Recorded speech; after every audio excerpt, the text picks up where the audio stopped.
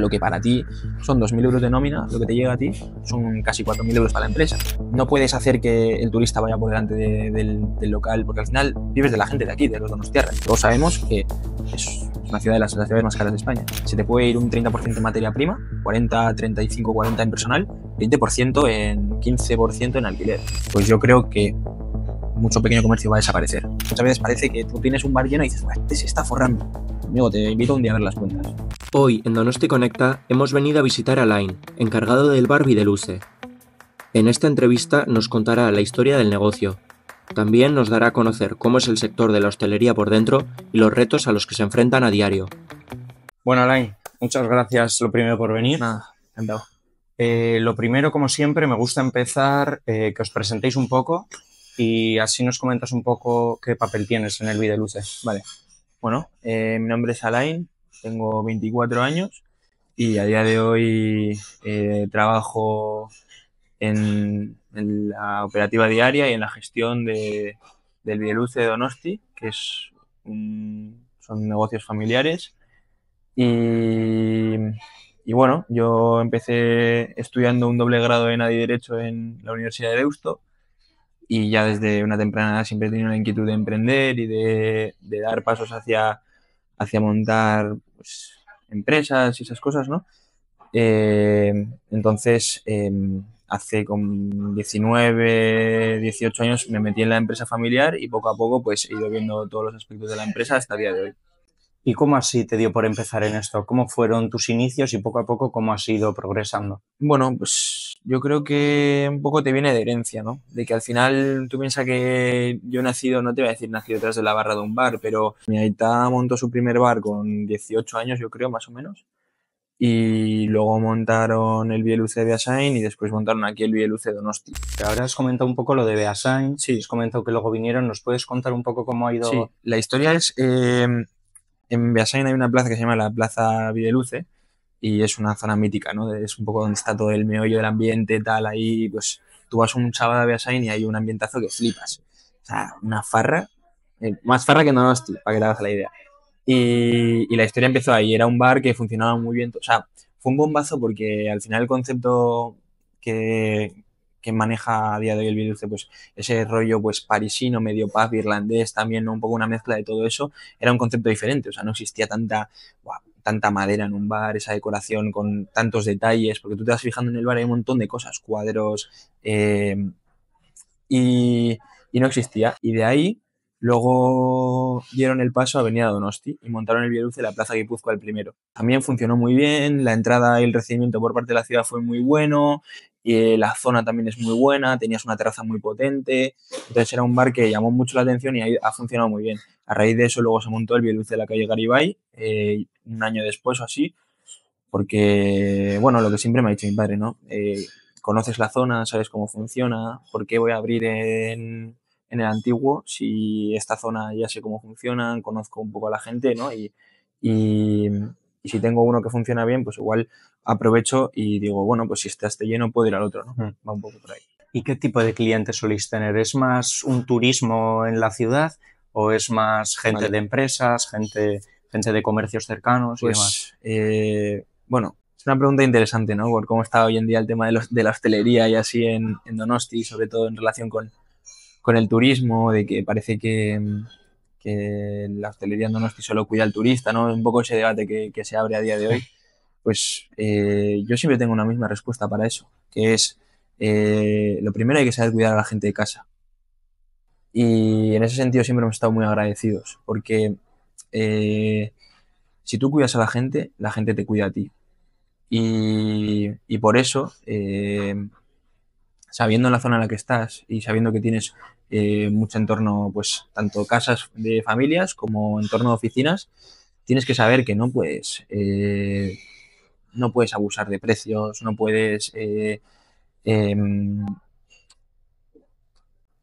hacer que el turista vaya por delante del local, porque al final vives de vives de la gente de aquí, de los donostiarras.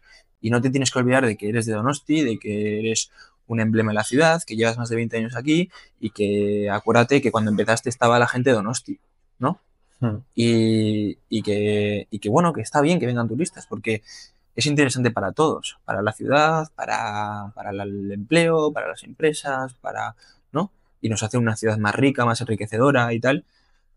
Pero no te olvides nunca de los donostiarras. Para mí vamos, lo tengo grabadísimo en la cabeza, ¿no?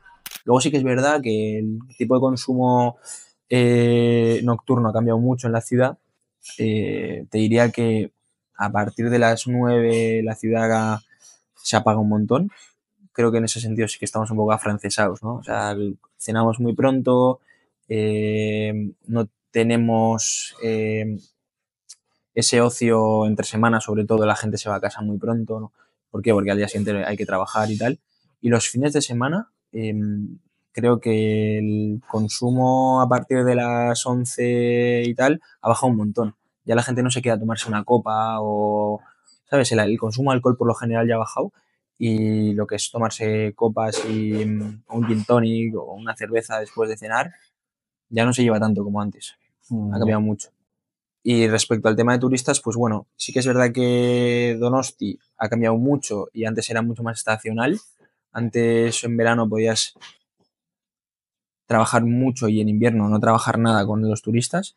Y ahora creo que el turista puede aparecer en marzo perfectamente, como te puede aparecer en octubre, ¿sabes? En enero es una ciudad un poco más apagada por lo general, pero el turista sí que ya estamos hablando de que ha ampliado su franja de meses, pues de poder venir a Donosti. También porque el tiempo y el clima ha cambiado.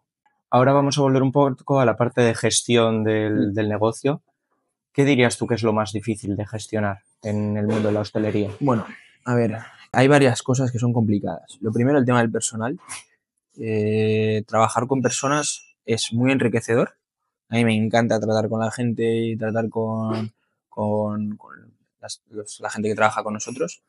Pero sí que es verdad que también tienes muchos marrones y muchos jaleos, ¿no? Al final, cuando estás tratando con personas, quieras o no, muchas veces acabas haciendo un poco de psicólogo, ¿no? Y eso es un trabajo muy arduo, tienes que preocuparte constantemente, es un trabajo diario. No es como trabajar con un robot, al final tú al robot le das al play, hace el trabajo y lo apagas. Y al final es todos los días, día tras día, tu situación de vida cambia, la situación de los demás cambia, entonces eso es un problema diario. Luego el tema de los sueldos también, que está relacionado con el personal. Hoy en día tener una persona trabajando, no solo en hostelería, en cualquier tipo de empleo es muy caro, es complicado pues por temas de seguridad social, los contratos. Entonces, claro, realmente tú dices, bueno, estoy pagando, vamos a poner, me da igual, 2.000 euros. Lo que para ti son 2.000 euros de nómina, lo que te llega a ti son casi 4.000 euros para la empresa, 3.000 y pico euros, ¿no? Es que es mucho dinero. Entonces, ¿cuántos pinchos de jamón tengo que vender yo para poder mantener una persona? Es muy, muy, muy difícil. Luego el tema de que son los locales. Hoy en día Donosti, todos sabemos que es una ciudad de las ciudades más caras de España. Y cuando entran competidores que están dispuestos a pagar mucho dinero por los locales, ¿qué hace? El precio suba. Lo mismo pasa lo mismo con los pisos.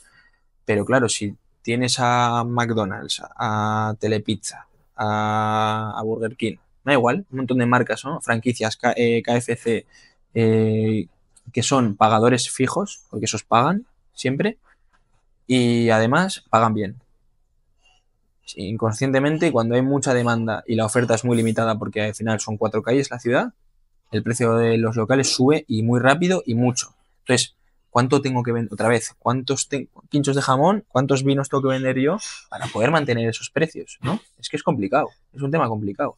Entonces, más o menos para hacerte la idea de los porcentajes que rondan los gastos en hostelería, estamos hablando de que se te puede ir un 30% en materia prima, un casi 50% en personal, y no, igual he dicho mucho, 40, 35, 40 en personal, 20% en 15% en alquiler, en caso de que estés en alquiler, ¿sabes? Es muy complicado. Estamos hablando de que la hostelería a día de hoy, tener un margen del 10% es lo normal. y tener un 25% de márgenes eres el puto amo. Y volviendo al tema del personal que has comentado, eso es muy difícil encontrar a gente que quiera trabajar y que lo mantengáis en la plantilla durante mucho tiempo. Yo creo que hay una labor por las dos partes ahí. Muchas veces es como que culpamos a la gente, ¿no? De decir al personal, no, es que la gente no quiere trabajar. No, es que hay mucha rotación en hostelería. Tío, calma, ¿sabes? Creo que si tú pones unas buenas condiciones de trabajo, creo que si la gente está contenta, creo que si les das un buen servicio, me refiero a un buen servicio, es un horario bueno, les das bien de comer, les cuidas bien, les hablas bien, les tratas bien, tienen una conciliación familiar, laboral buena y además entre ellos se llevan bien. Bueno, te estoy dando muchas razones por las que quedarte, ¿no? De 10 personas que vienen, si a 10 les das esas condiciones, mínimo 5, vamos a poner un caso normal, se quedarán, entiendo, ¿no? Entonces, creo que hay una labor por las dos partes. Por un lado, la gente, sí que es verdad que muchas veces tiene que poner más de su parte. Creo que es una profesión que se está volviendo a profesionalizar. La hostelería ha sido muy criminalizada. Con eso me refiero a que trabajar de camarero ha estado mal visto durante muchos años. Hostia, el trabajo de cocinero durante muchos años estaba fatal visto. De repente montan el Basque Culinary Center, sale Arzac, sale Subijana, sale Martín, y de repente ser cocinero es la hostia, ¿sabes? Es como un poco fue así la transformación, ¿no? O sea, es más tema sociedad también, ¿no? En general, Tema el sociedad, pensamiento. eso es. Creo que en lo que, pues creo que en la cocina, lo que se consiguió en la cocina, ¿sabes? Que al final hubo una época en la que la cocina se veía como un trabajo malo, mal visto, y de repente aparecieron estas figuras, David Muñoz, el rey de la cocina, ¿sabes? El diverso y tal. Claro, pues ves a esa gente y dices, ahora quiero ser cocinero, ahora quiero formarme para trabajar en una estrella Michelin.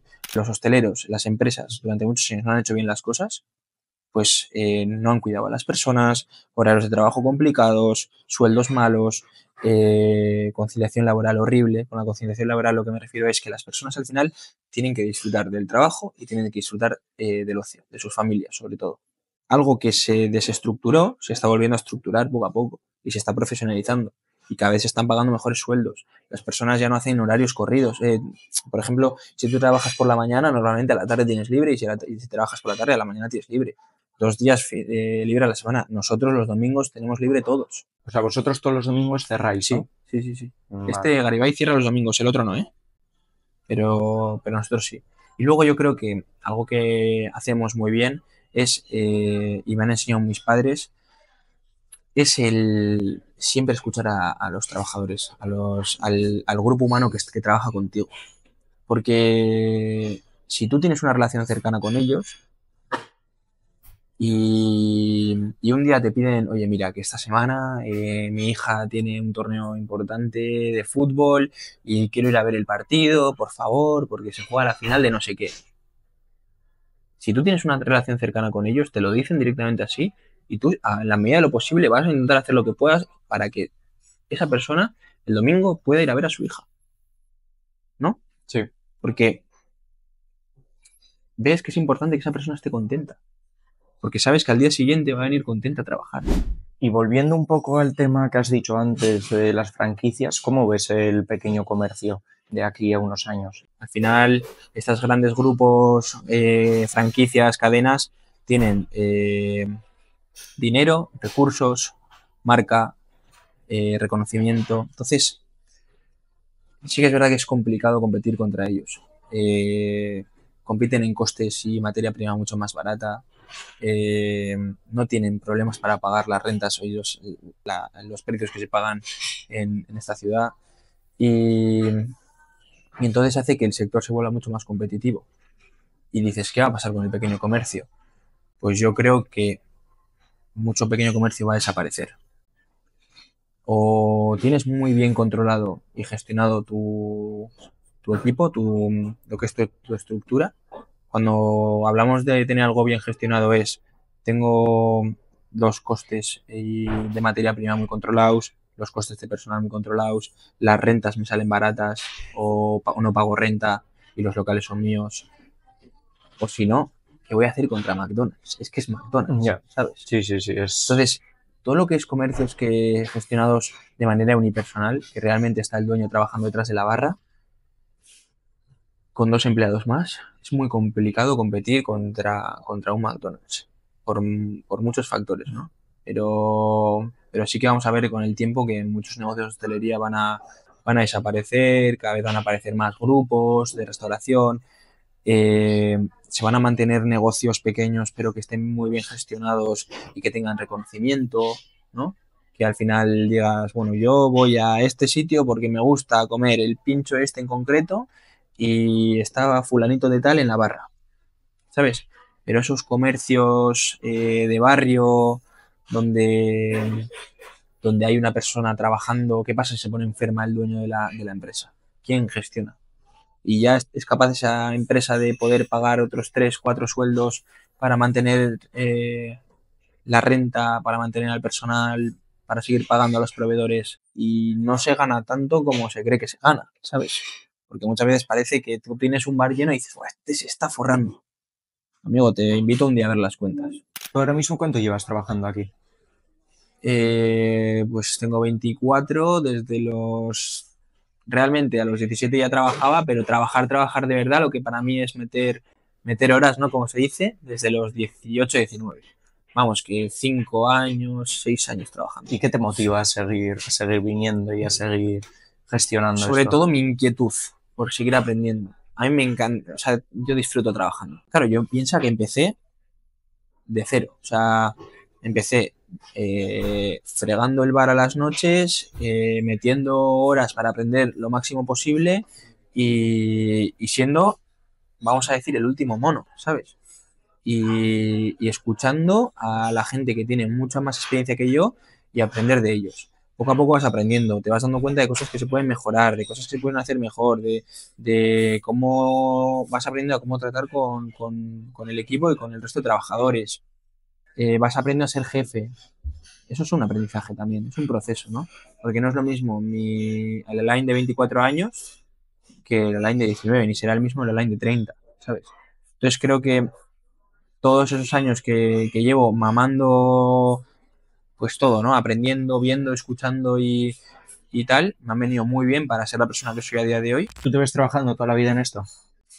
Yo me veo dedicándome a la hostelería toda la vida, sí, porque me apasiona. O sea, creo que soy un afortunado en decir que he encontrado mi pasión a una temprana edad, que eso es otro tema, que es decir, encontrar una pasión es muy complicado y me prometí a mí mismo desde pequeño que yo me iba a dedicar a aquello que me apasionara y que para mí el trabajo iba a ser ocio, ¿sabes? Entonces, yo puedo estar, yo sin exagerar, y el que me conoce lo puede decir y te lo puede confirmar. Yo he metido 20 horas seguidas trabajando, 20 horas. Salir de aquí, ir a otro sitio, trabajar y trabajar y trabajar. Pero lo he disfrutado, porque me ha gustado. O sea, no he tenido nunca problemas para trabajar. Entonces, cuando tú del trabajo, perdón, lo conviertes en ocio, yo no pido más, ya está. Entonces, ¿voy a dedicarme a esto toda la vida? Pues a día de hoy te digo que sí. He tenido muchas dudas porque al final es un trabajo complicado, sacrificas mucha vida social, cuando los demás disfrutan tú trabajas, pero la recompensa que me da a nivel personal, de lo lleno que me siento cada día que salgo de trabajar, no lo cambio por nada. Sabes mucha importancia tú en eso, ¿no? En la compañía Sí, muchísimo. para poder Muchísimo. progresar. Muchísima. ¿Por qué? Porque yo me di cuenta con 19 años que trabajaba muchísimo, que por circunstancias de la vida dejas de dedicar tiempo a tus amigos y a tus seres queridos, y cuando estás pasando por una mala época en tu vida, vamos a poner los fracasos, quien te empuja y quien te saca adelante es esa gente. Y quien te hace darle la vuelta a esos momentos es esa gente. Entonces, a día de hoy, el mayor aprendizaje que me llevo es no vale para nada, conseguir cosas en esta vida si no estás bien rodeado y no estás bien acompañado. Y si no sabes cuidar bien a esa gente. ¿Tú qué consejos darías a alguien que empiece, yo que sé, que tenga la idea de montar un bar o de montar un negocio físico? De todo lo que se aprendió, ¿qué consejos?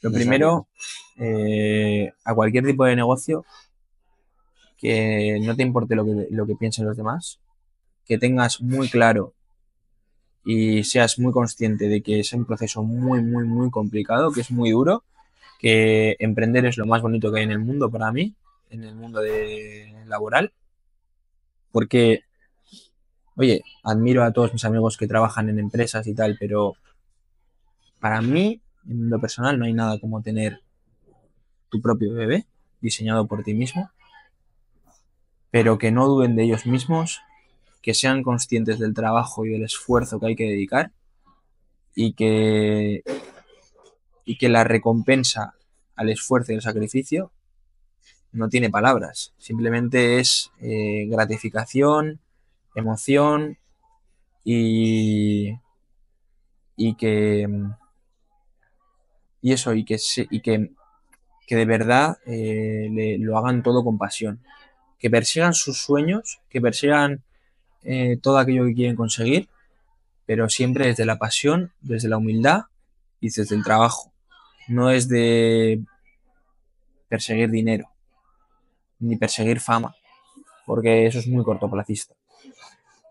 Cuando, cuando tienes un objetivo a largo plazo, tienes que pensar en el trabajo diario, en demostrártelo cada día, en ser humilde, en, en luchar tanto para ti como para tu entorno y, y luego el resto va llegando. Cualquiera que quiera contactarte, ¿dónde pueden hacerlo? Bueno, por un lado tienes la cuenta del Bieluce, que le estamos dando caña en redes sociales, en Instagram, bieluce_donosti. Cualquiera que quiera está invitado a venir a grabar contenido al bar. Vamos, que si alguien quiere venir a grabar o hacer una reserva para comer o ponerse en contacto conmigo para hablar conmigo, me puede encontrar ahí. Y si no, mis redes personales, me llamo Megaka14 por una anécdota de pequeño y ahí se me ha quedado el nombre y ya no lo puedo cambiar. Así que para cualquier cosa, para cualquiera que quiera, sobre todo alguien que quiera resolver alguna duda de cara a decir, bueno, pues sí que me ha venido gente, ¿no? Me ha venido diciendo, oye, mira, tío, me flipa lo que haces, me gusta mucho tu pensamiento, tu manera de pensar, eh, ¿qué harías en mi caso y tal, ¿no?